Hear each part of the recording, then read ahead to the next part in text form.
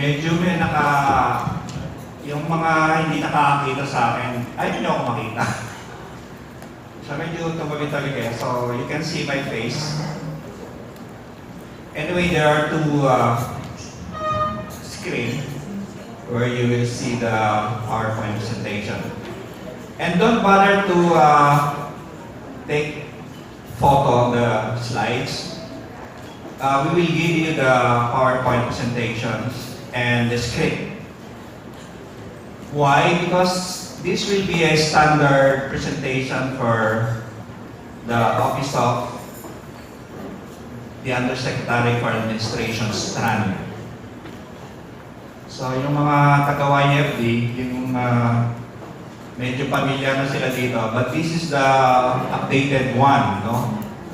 So I have to do it in 45 minutes or less. Yun yung estimate dyan. But if we can do it in less, para hindi naiinip yung mga nakikinig, so better.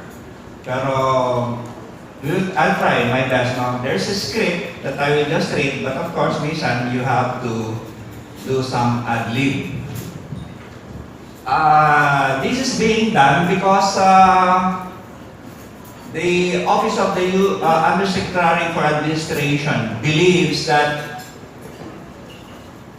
the first step in any planning for activities or programs in DepEd must start from this, from the vision, mission, and the core values of DepEd. So I will start.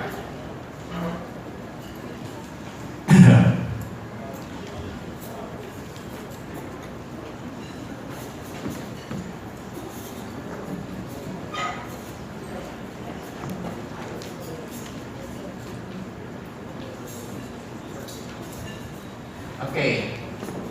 DepEd Order number 36 Series 2013. Number 4. The meaning and message of our DepEd vision, mission, and values should be carefully explained to all DepEd employees and key stakeholders. Ngayon nyo lang ba nakita itong DepEd order na to? No, be honest. This is not new. This was signed by the former Secretary of Education. So this is not new. Sorry. So this is the DepEd vision. We dream of Filipinos who passionately love their country and whose values and competencies enable them to realize their full potential and contribute meaningfully to building the nation. Passionately love their country. Ito yung nasa vision ng DepEd. Hindi lang love of country, passionately pa. So, according to the memo, our core values are makadiyos, makatao, makakalikasan, and makabansa. There, the core values of DepEd is actually the motto of the government and the country too. Do you know that? Or do we know that? It is under Republic Act 8491, prescribing the code of the national flag, anthem, motto, coat of arms, and other heraldic items and devices of the Philippines. Chapter 3, Section 40 provides for national motto, makadiyos, makatao, makakalikasan, at makabansa. Chapter 5 provides for the design of the Great Seal, where the national motto has been incorporated. So, meron pang national seal. Have you seen this seal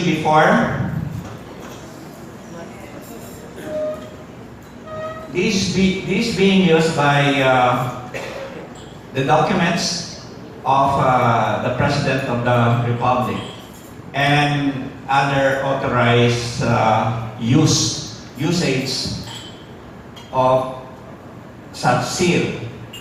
It is called the Great Seal. Makikita mo dyan, nandyan yung coat of arms. Yung sa coat of arms ng Pilipinas ngayon, inalis yung American Eagle and the Spanish Lion. So yun, wala na. So doon sa The Great Seal, nilagay yung motto, which are actually the core values of DepEd also. So we proceed to our topic for today, correlating core values for programs and learning activities. By correlating, we mean showing the connection or establishing mutual or reciprocal relation for certain purposes and goals. The national motto or the DepEd core values are on page 3 of the new Philippine passport. Sino merong bagong Philippine passport? Have you noticed this? Have you seen this before? Okay. Meaning, the core values are part of the Filipino identity as manifested by the Philippine passport. They are also the core values that comprise the Kapwa Filipino. By the writings of and dissertations of our Filipino psychologists, Kapwa Filipino is shared identity, characterized by the core values of makadiyos, makatao, makakalikasan, at makabansa. Basic tenets of Kapwa according to Filipino psychologists.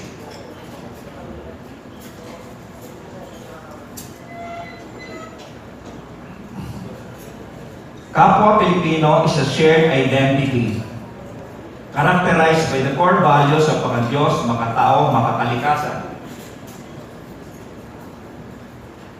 Basic tenets of Kapwa according to them. Kapwa is shared inner self. The core of Filipino personhood is Kapwa. This notion of a shared self extends the I to include the other. Kapwa is the core construct of Filipino psychology. Kapwa has two categories, ibang tao and hindi ibang tao. Kapwa is the unity of one of us and the other, according to the late Virgilio Enriquez, who declared, si Virgilio Enriquez, si psychologist, Filipino psychologist, siya ang nagsimula ng kilusang psikolohiyang Pilipino, who declared the concept as a Filipino core value. He upheld that Kapwa implied moral and normative aspects that oblige a person to treat one another as fellow human being and therefore as equal, a position definitely inconsistent with the exploitative human interaction. But Enriquez also foresaw that the Filipino core values was threatened by spreading Western influences when he wrote, "Once ako starts thinking of himself as separate from Kapwa, the Filipino self gets to be individuated as in the Western sense, and in effect denies the status of Kapwa to the other." Enriquez, 1989. So we need the concept of a nation. This is where the word nationalism comes from, the advocacy of the interests of the nation. Nationalism is the advocacy, the promotion, the persevering pursuit of what is good for the nation.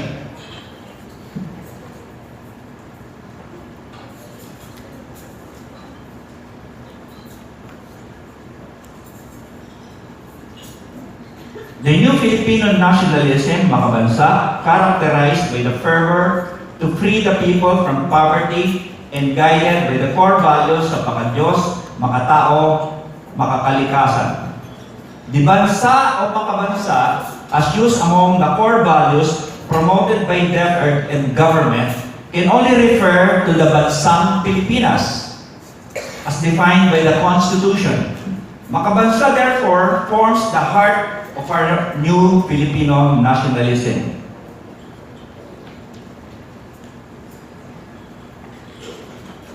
$673,000 families still experience hunger in 2016.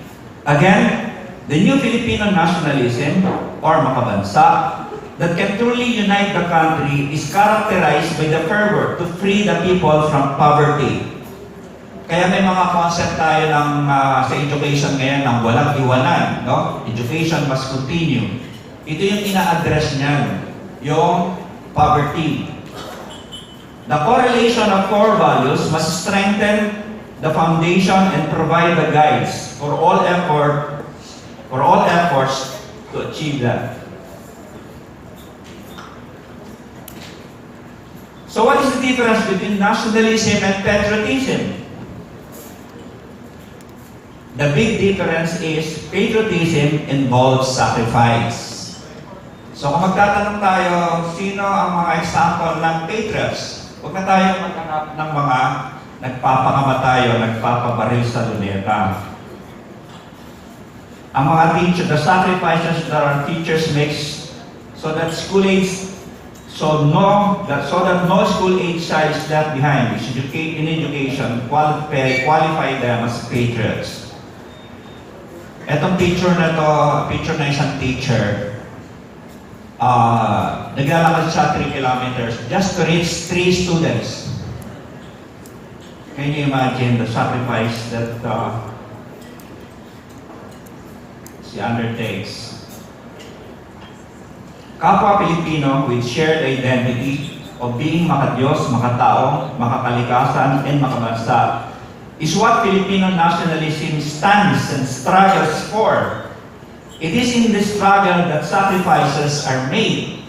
So pag nagtuturo tayo ng core values, may sacrifice yan. Maraming nagtatanong sa akin, Sir, paano ka nagtuturo ng core values? Hindi ka nagtuturo ng core values. Yung nile-lecturean mo lang like this. Ang talagang the proper way is sa buhay mo, ang core values at ang iyong mga estudyante ay matututo sa experience na ito. That's how you do it. Yung concept natin ng teaching and lecturing, like what I'm doing now, is not enough. You have to live it. You have to live the core values.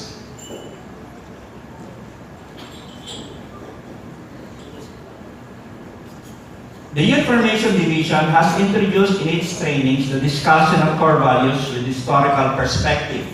Yung po mga core values na binanggit natin ay hindi kinuha sa hangin. Meron po yung mga batayan sa kasaysayan. Pakikita ko sa inyo. From the experiences of our heroes and their legacy of patriotism and ideals, the historical basis of the core values of DepEd must be explored.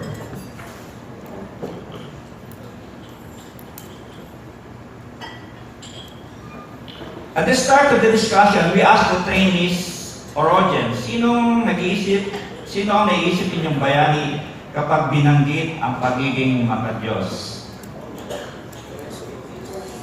Sino? San Lorenzo Ruiz. Another? Gombursa. Okay. More? Come on. Okay. Okay, I'll give you mine.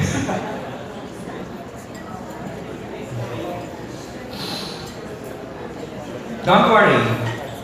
From our experience in YMB, some answered Gombursa and others mentioned San Lorenzo Ruiz and Gregorio Aguilipay. But most would hardly give a name.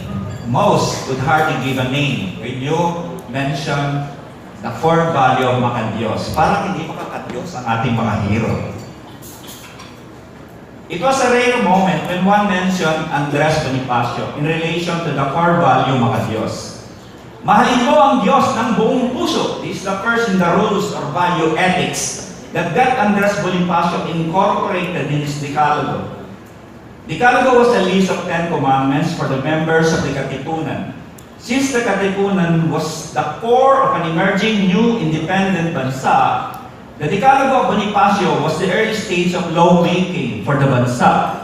We can imagine Bonifacio seriously pondering what Filipino value most at that time and what is good for them before he wrote this Decalogue. While Bonifacio rose in arms against the Spanish colonizers, including the friars who brought Catholicism to the colony, apparently he never abandoned his faith in God. We easily remember his raised bolo of ultimate patriotism, but we miss to appreciate his being makadiyos first and foremost. It was staring us in the face, but we never noticed it, or we simply forgot. Sorry.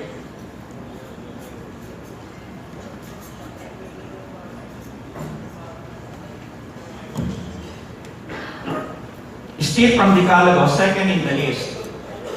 Pakatandaan lagi ng pag-ibig sa Diyos ay siya ring pag-ibig sa tinubuan at yan din ang pag-ibig sa kapwa. Bonifacio during his time was already correlating the three main core values of makadiyos, makabansa, and makatao in defining the sublime love that Filipinos should develop. Ano yung sublime love na yun? Love for country. Gumawa pa nga siya ng intulan, di ba? You remember that? There than the love that is nobler, purer, and more sublime than the love of the native country. Do you remember that point?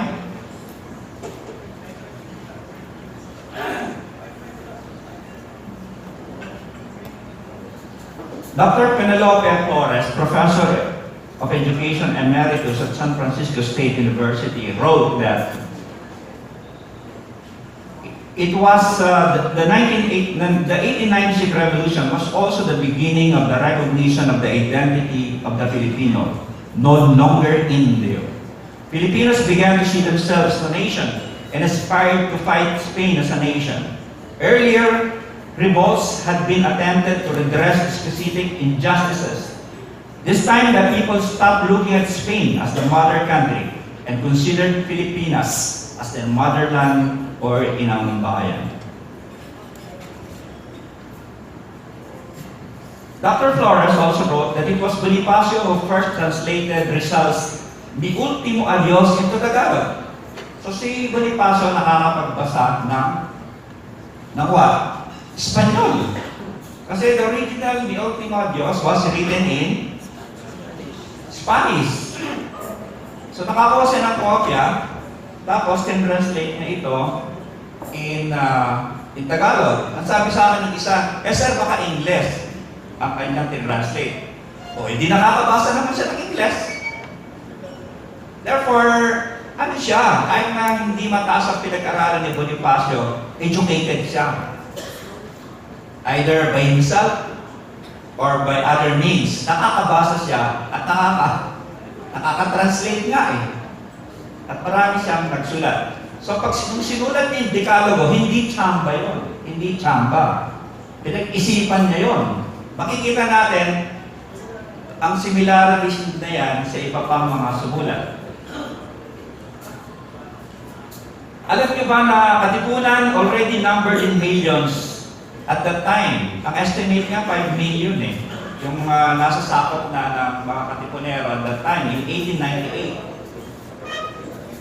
And the Katipuneros recited the poem, Mi Ultimo Adios, in the battlefields. So parang rallying cry nila, yung Mi Ultimo Adios ni Rizal. Kaya hindi dapat tinatanong kung sino ang mas magaling, si Rizal o si Bonifacio, kasi magkasama palagi ang dalawang yan. Actually, idol ng mga Katipuneros si Rizal. Although, kagagaling lamang namin sa Dapitan, nagpakwento na naman kami sa Dapitan, nagpunta yung sino yan? May pumunta sa kanya na Katipunero representative. Kinukumbinsi si Rizal to go with him, tapos join the armed insurrection or armed revolution. Ang sabi ni Rizal, sasama ako sa inyo kung may papangako niyo na walang mamamatay kundi ako. So, hindi siya, si Pio yata, Pio Valenzuela, ang nagpunta ron. Last week, nandun lang kami. nila Yusek. So, ganon, no? Pagka yan, pagka hindi yan talagang inspiration ng mga Katipunero, si Rizal. Kaya yung ultimo of Diyos niya, nire-recite nila yan habang nakikipaglaban sila.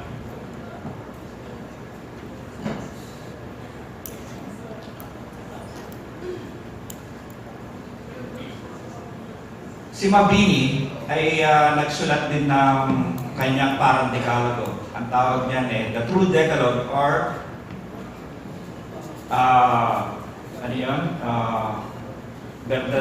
El Verdadero Decalogue. Una, ibigin mo ang Diyos, ang iyong puri, at ang iyong puri ng lalo sa lahat ng bagay. So kahit kay Mabini, number 1 yan, yung maka-Diyos.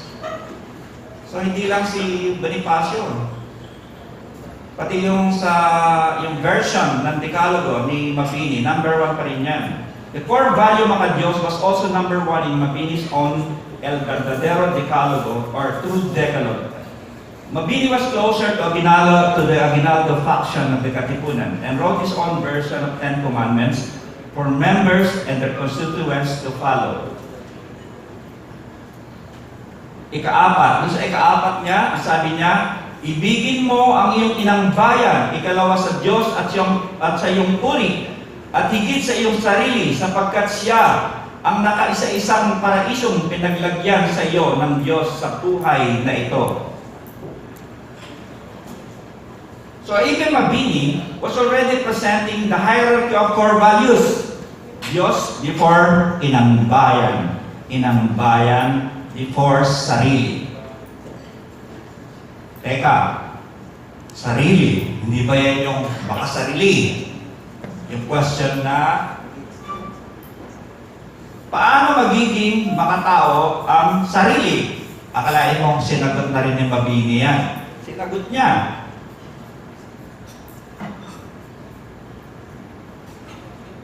Sa ikatlo, sa El Verdadero Decalogue, ang sabi niya, dagdagan mong pilit ang talos ng isip at katutubong alam na ipinagkaloob ng Diyos sa iyo sa pamamagitan ng pag-aaral at magsumakit ka ng ubos lakas sa gawain kinahihiligan ng iyong loob upang matipon sa iyo ang lalong maraming kagalingan at sa ganitong paraay makatulong ka sa kasusulong ng lahat. Mag-aral ka, magpakahusay ka, magpakadalubhasa ka, para lang sa ganon may maitulong kang malaki sa iyong kapwa. Yun ang concept ng makatao. Hindi pwedeng nakaupo ka lang na nagtatamad-tamaran ka lang. Ang makatao talaga, pag sinabi mong meron akong desire to help others, paano ka makatutulong kung tamad ka? Wala kang kagalingan na pwedeng ma-share. Di ba? Parang nagbubulahan lang. Parang sinasabi mo lang, pero hindi ka naman nagsisikap. So doon pa lang, ini-explain na nila ng ating mga bayani, kamukha ni Mabini, ang mga bagay na yan. Ang sabi nila, ang pagiging makatao, ito ay pagsisikap ng sarili upang makatulong sa lahat ng kapwa Pilipino.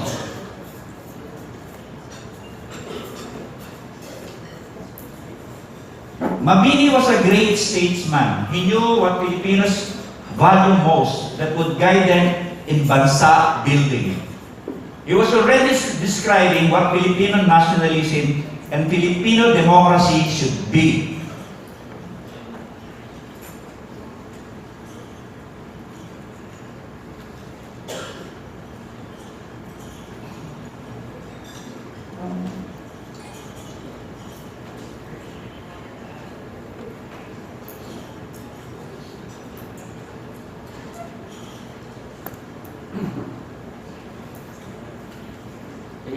Ika-6, pagpilitan mo ang kasarinlan ng iyong bayan sapagkat ikaw lamang ang tunay na makapagmamalasakit sa kanyang ikasusulong at ikakatanghal. Mabini was a staunch Republican or a strong believer in a form of government in which representatives are elected and there is no monarch. Ang sabi niya sa ika-7, huwag mong kilalanin sa loob ng iyong bayan ang kapangyarihan ng sinumang tao na hindi inilagay ninyong magkakabayan. Ang taong ituro at ihalal ng mga konsyensya ng sangkabayanan ang siya lamang makapagtataglay ng tunay na kapangyarihan. Sa ikawalo, sinabi niyang, ihahanap mong pilit ang iyong bayan ng republika.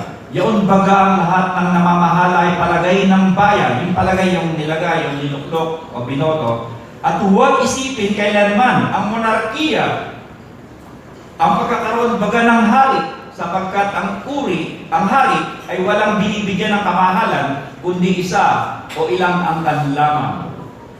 Ulitin ko, ilang angkan lamang. Para bang anti-dynasty? Somewhere. With the above, Mabini defined for us the basic essence and nature of the emerging bansa for and run by Filipinos.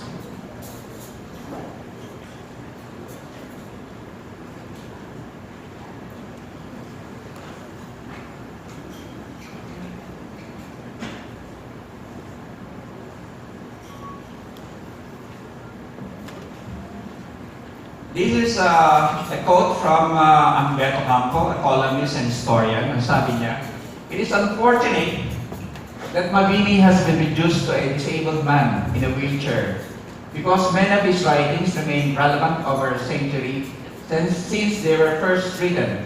I remember hearing about Mabini's verdadero decalogo or true decalogue in school, but we were not made to understand how important these 10 points are in our continuing search for nation and nationhood. Mabini took 10 commandments as a model instead of picking a random number like 7 or 69. He wrote this in 2014. Observation niya yan. So, dinescribe niya para sa atin, yung medyo pagkukulang natin sa pagtingin sa kasaysayan pag ating pinag-aaralan ang core values ng DepEd.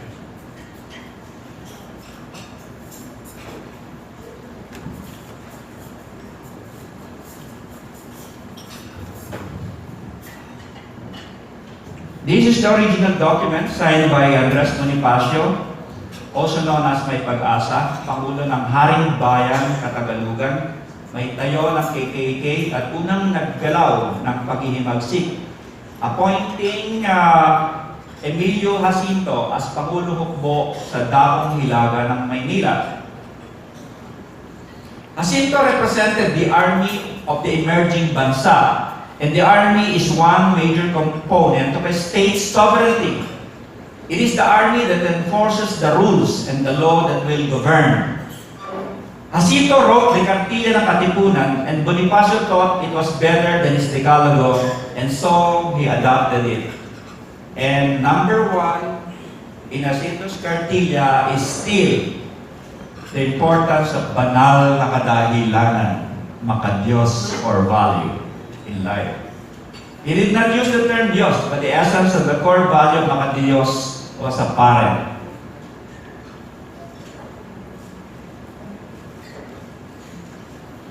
Jacinto elaborated on what kabanalan meant. Ikatlo, ang tunay na kabanalan ay pagkakawang gawa, ang pag-ibig sa kapwa, at ang isukat ang bawat kilos, gawa't pamumuhas sa talagang katwiran. Kabanalan, makadiyos. Pagkakawang gawa, makatao. Pag-ibig sa kapwa Pilipino, makabayan o makabansa. Diba? Doon pa lang, at that early, pati hierarchy ng values, sinasabi na nila sa atin. So we just have to go back to history and see na yung mga tinatalakay nating core values sa DepEd ay may pinagmulan talaga at hindi hinako sa hangin. So, may kahalintulad pa ito sa mga sulatin, halimbawa sa Biblia. Proverbs 19:17, one who is gracious to a poor man lends to the Lord, and He will repay him for his good deed. Matthew 25:40, The king will reply, "Truly I tell you, whatever you did for one of the least of these brothers and sisters of mine, you did for me." Si Bonifacio, nagbasa yan ng Biblia. And I'm sure yung iba sa mga, baka itong mga other heroes natin, nagbasa rin ng mga Biblia. Nakakabasa sila eh. Sa Quran, do we have something similar? Al-Quran, 41:34. Good and evil deeds are not equal. Repel evil with what is better, then you will see that one who was once your enemy has become your dearest friend.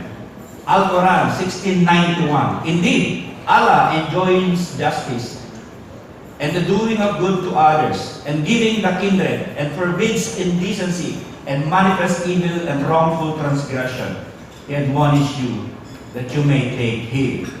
Alam niyo noong mga bago pa dumating ng mga Kastila, meron pa rin mga ibang impluensya na pumasok sa Pilipinas, like Buddhism. Udanaparga 5.8. Hurt no others with that which pains yourself. Hinduism, from the book Hitopadesa, one should always treat others as they themselves wish to be treated.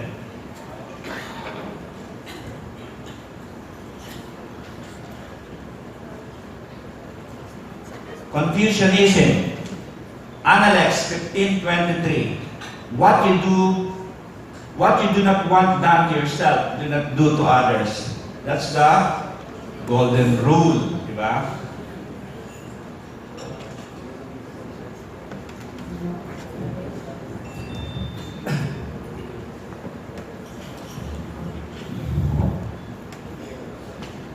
So, ito yung ilan sa mga karakteristik ng value na to na pwede nating na isasama discussion.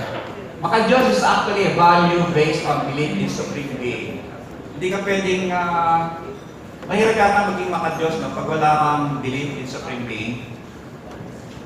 It is also founded on believing God is on the side of good. Eh sir, bakit meron bang God na on the side of bad? Meron eh. May mga sumasampalataya sa hindi kamukha ng Diyos natin eh. Yung iba nga meron na sa Amerika, even dito daw, no? Meron na mga sumasampalataya kay Satanas, no? Mga satanista. It is also founded on the belief that man and all things are God's creation. Ito, ano na to eh, parang indigenous na ito sa atin, na may pagmamahal sa kalikasan. Kasi nga doon sila nabubuhay eh. And they really believe that a supreme being, provided all of these things for them. It is the main source of lakas loob. Di ba? Pag nawawalan tayo ng loob. Kailan tayo nawawalan loob? Pag yung sira ang loob natin, pag yung nakagalit natin yung mahal natin, o hindi natin nakuha yung dapat natin makuha, nawawalan tayo ng loob, nasisira ang ating loob, humihina ang ating loob, at nagdadasal tayo para manumbalik ang ating lakas ng loob. Ito rin yung motivation for non-violence. Kasi maka-Diyos ka, naniniwala ka na all of us are creation of God or a supreme being. So meron tayong paggalang sa lahat ng creation ng supreme being na yan o ng God na yan. Kaya pag pinapatay mo ang isang kapwa mo creation, masama. So, ito yung motivation natin eh. Para nang sa gano'n, ang mga problema natin na pinagtatalunan, sinesettle na mapayapa at hindi madugo. Okay, makatao. Yung makatao, it also springs from belief in God who created man and all things around Him. So makikita nyo, kaya yung sa hierarchy of values, maka-Diyos yan, kasi yung other values are really correlated. Equal rights among men, kapwa Filipino, no? Ito rin yung the rationale of democracy, equal rights and recognition of differences. So yung sa democracy, kailangan may recognition of differences. Mahirap naman yung Gusto nyo pare-pareho tayo ng iniisip. Mukha naman yatang malabo yun. Tsaka imposible. Kaya nga meron democratic process kasi may recognition of differences tapos isettle ito peacefully through a democratic process. Yun yung rational nun. Okay. It is also the motivation for peaceful change. Again, equitable distribution of country's wealth. Alam niyo, pinagtatalunan sa lahat ng lipunan, eto, distribution of the country's wealth. Diyan nagpapataya ng mga tao, kaya anong ideolohiya pa. Pag yan ay hindi settled, at merong mahihirap sa isang lipunan, talagang ang violence ay hindi mawawala. Kaya kinakailangan yung core value mula maka-Diyos hanggang makatao ay pinaiigigil. Nang sa gano'n, ma-realize na kung sino man na hindi na kumukontra sa equitable distribution of the country's wealth, trabahuhin ito in a democratic process para mabigyan ng tamang pagkakataon na mahihirap na umangat. So, dun lang mawawala talaga yung violence sa society. Mga kalikasan, ito talagang indigenous ito sa atin. Mga IPs pa ang mga nandito sa ating bansa. Also springs from believing God who created man and all things around him. A needed value to strengthen result to address climate change. Medyo bago yung issue ng climate change. The protection of the country's environment and natural resources for all kapwa Filipino. So yung mga kalikasan, actually, ano rin yan? Ang tag dito, paggamit din ng mga core values natin. Yung tatlong nauna, tapos parang i-apply doon sa ating environment. How the core values are correlated, integrated in programs and activities. Ito, mga alam niyo na to. As part of opening orientation, objectives, expectation. So dapat nandiyan yan. Hindi pa kinakailangan niya palagi ang niya, gamit na term, mga Diyos, mga bayan, ganyan, mga tao. Dapat may mga innovations yan. Kaya nga ang tawag natin sa presentation na ito ay correlating core values. Tingnan niyo yung mga relation ng mga core values sa ibang mga activities o mga ethical standards na pwede nating i-mention sa ating mga objectives and expectations. They could be as output of program activities, learnings, life, and social skills. No? Alam niyo na itong mga ito. Incorporate tayo naman. Maging innovative tayo. As guide for behavior of implementers and participants. Ethics. Ano yung ethics? Ito yung mga standards ng masama at mabuti. Ano yung mga gagawin? No? Nasa ethics level ka na.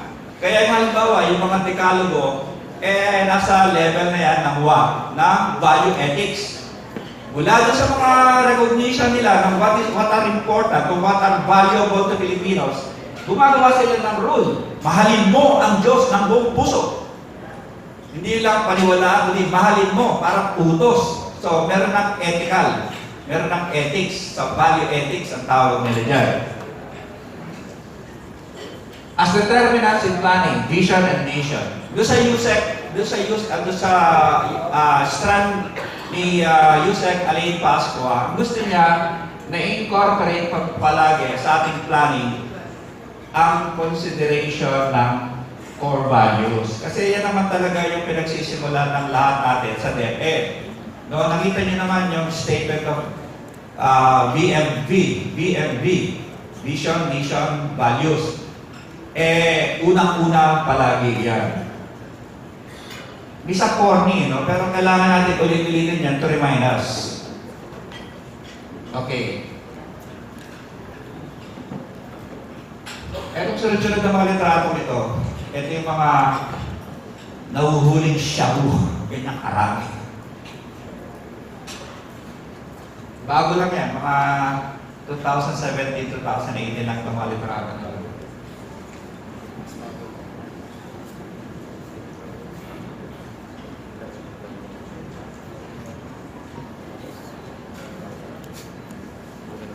So sa DepEd, isa yun ito sa pinoproblema natin ngayon. Kaya meron tayong programa sa laban sa illegal na droga. At lahat ng mga At lahat ng mga departments, lahat ng division, lahat ng under sa DepEd ay involved dito. Actually, ito ay kino-coordinate ng Office of the Secretary. So lahat tayo dyan, yung Strad USEC, lahat, di USEC, lahat, kasama dyan.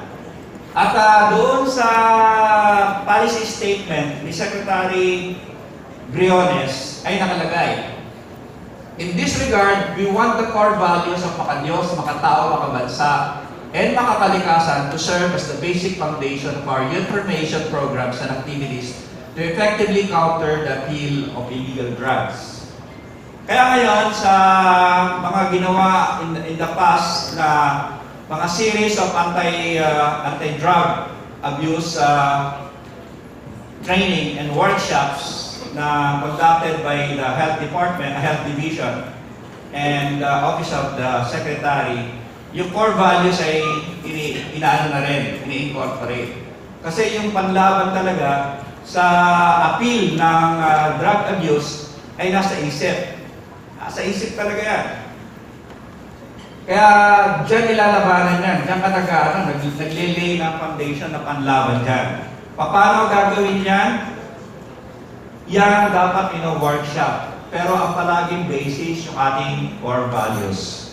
Diyan magpapagalingan. Kasi, halimbawa, different regions tayo, merong mga peculiarities yung mga regions natin. Hindi pare-pareho yung kultura eh. Kinakailangan mag-develop ka ng mga, yung mga idiosyncrasies, yung mga nakagisnan, yung mga ganyan ba? Kinukonsider lahat dyan pag ito i-implement. No? Ito lang yung general rule. Pero mismo yung pagtalakay ng core values, yung pagsasabuhay nito, kayo ang titimpla, kayong mga nasa baba.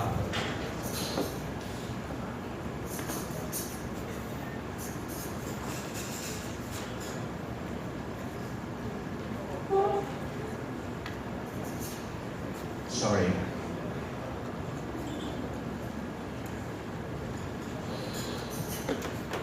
Ito yung isa pang problema ng education ngayon.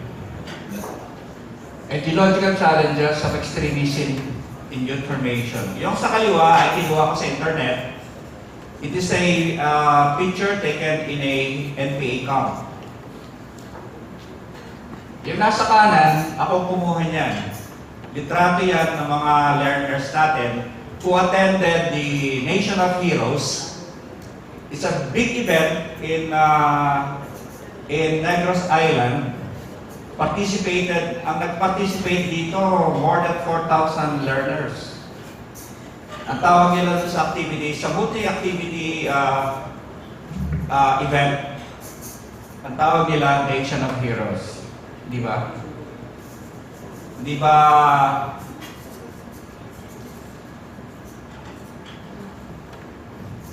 In a colorful way, the collage shows the ideological challenges of extremism in information, especially in the far-flung areas of the countryside. And this is a reality.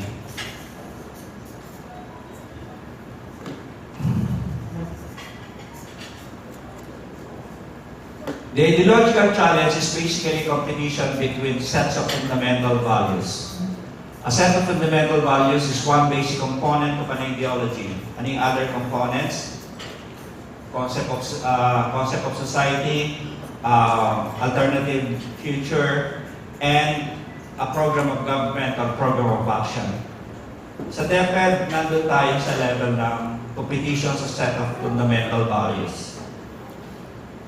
You cannot kill an ideology with arms. You cannot. You can only overcome an ideology with a superior ideology, or at least a more relevant or appropriate set of fundamental values. In the case of the ideological challenge of the extreme left, it is a godless ideology that promotes absolute selflessness. Absolute selflessness eh.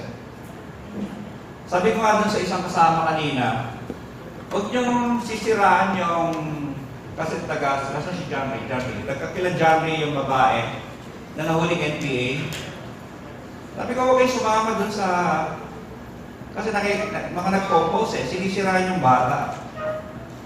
Well, we don't agree with what she did. Pero you cannot, you cannot just ignore the fact that merong sense of absolute selflessness na na-create sa kanya.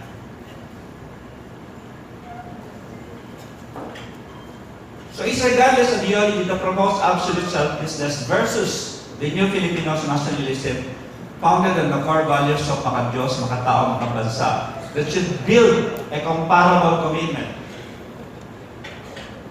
If a set of fundamental values that is founded basically on maka-Diyos, and it cannot produce commitment similarly as the godless ideology, we will not overcome that kind of ideology.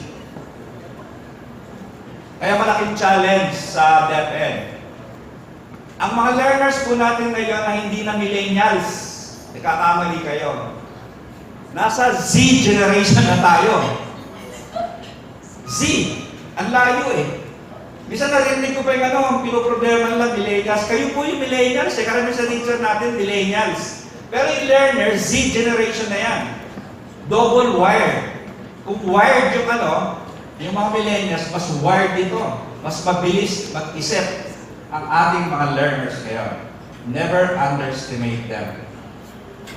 Kaya, this is a challenge. I don't even know how to tell you how to build the core values among our learners today. It will be a challenge. But we have to do it. Mga kalikasan is the Filipino contribution to the internationalism of addressing climate change. The communists have their own internationalism or international, and it is the worldwide support for the struggle for the dictatorship of the proletariat, represented by the Communist Party to gain state power.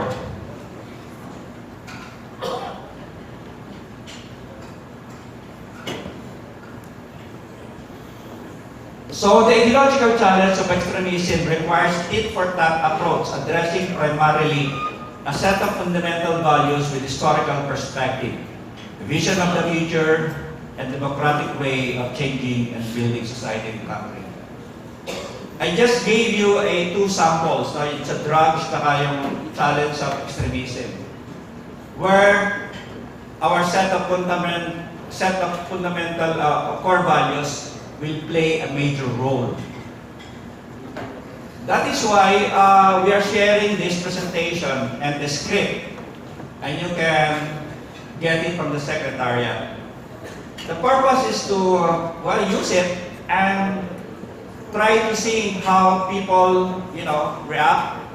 At it will be a big help kung mabibigyan nyo kami ng mga reactions at mga suggestions on how to improve this. If you have a better way of presenting the core values, then tell us. So, with that, very academic yung ating presentation kasi kami ginagamit na sa workshop yan, mas passionate yung presentation, medyo dramatic siya. Pero anyway, I presume you're all